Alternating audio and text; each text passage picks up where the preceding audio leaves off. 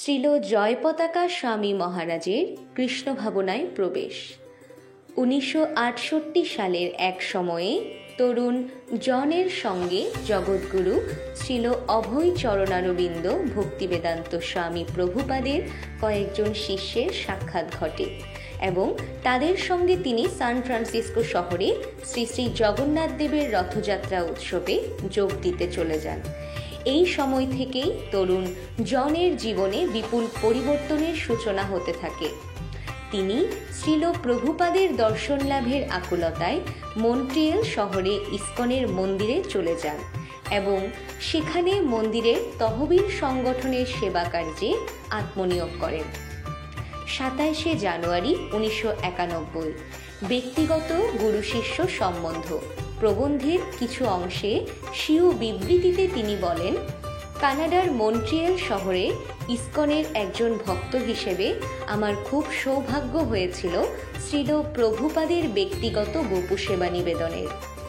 কেউ না কেউ সব সময়ে 24 ঘন্টা শ্রীল প্রভুপাদের সেবায় কাছে থাকত এবং যখন দুপুরবেলায় নিয়ম সেবারত সচিবেরা অন্য কাজকর্ম সারতে যেত তখন শ্রীল প্রভুপাদের ঘরের দরজার বাহিরে আমি বসে থাকতাম। যদি তিনি হঠাৎ কখনো জেগে ওঠেন বা কোনো কিছু চান। সচরাচর তিনি নিয়মের বাইরে ওভাবে জেগে উঠতেন না, তবে কোনো সময় তিনি জেগে উঠলে আমাকে ডাকতেন। একদিন তিনি আমার কাছে একটা গোলাপ চেয়েছিলেন। আমার মনে পড়ে শ্রীল প্রভুপাদকে একটা গোলাপ এনে দেওয়ার জন্য আমি দারুণ উৎসাহে ছুটছিলাম, কারণ শ্রীল প্রভুপাদ বলেছিলেন প্রতিদিন তিনি যদি একটা করে গোলাপ পান তাহলে তার আয়ু বেড়ে যাবে। এই জগতে শ্রীল প্রভুপাদের জীবদ্দশা আমি বাড়াতে পারব এবং তার ফলে অগণিত বহু জীবকে শ্রীল প্রভুপাদের সান্নিধ্য লাভের অহৈতুকী কৃপা অর্জন করবার সুযোগ দেব। এই ভেবে আমি উদ্দীপ্ত হয়ে উঠলাম।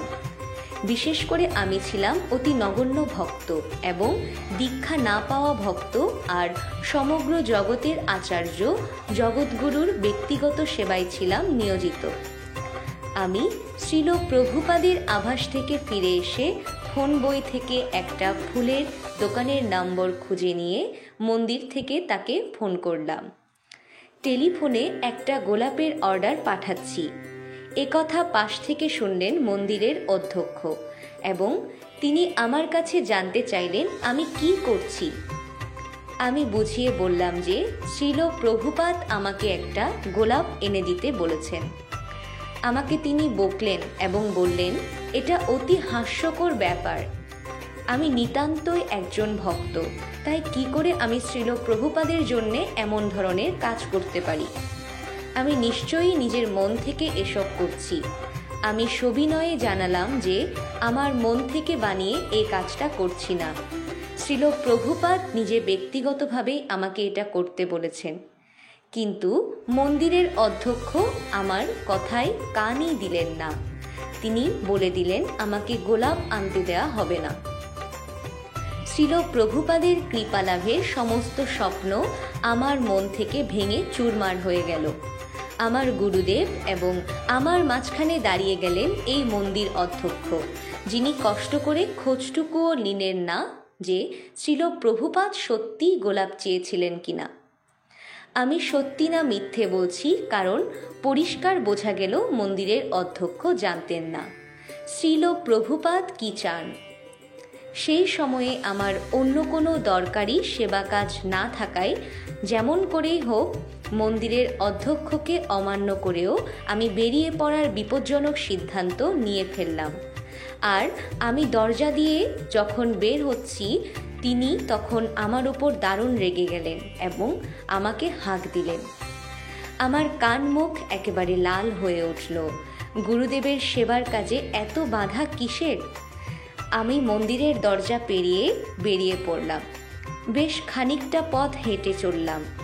তারপর বুঝতে পারলাম যে টেলিফোন বই থেকে আমি ফুলওয়ালার ঠিকানাটি নিতেই ভুলে গেছি। এদিক ওদিক তাকাতে তাকাতে একটা মাথায় এসে হাজির হলাম। এবার কোন দিকে যাব ঠিক করতে পারছি না। এমন সময় দোকানের সাইনবোর্ড, সেখানে নিশ্চয়ই গোলাপ পাবো। চললাম সেদিকে।